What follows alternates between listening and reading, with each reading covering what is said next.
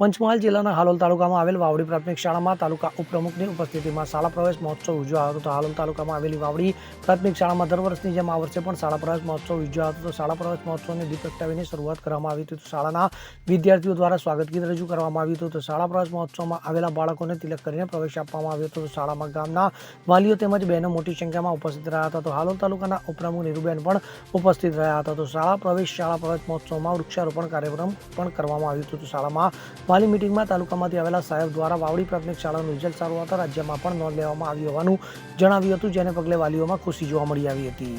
કિરણ ગોહિલ સાથે CN24 news, Panchmahal. હવે જુઓ દેશ દુનિયાની તમામ ખબરો તમારી આંગળીના ટેરવે.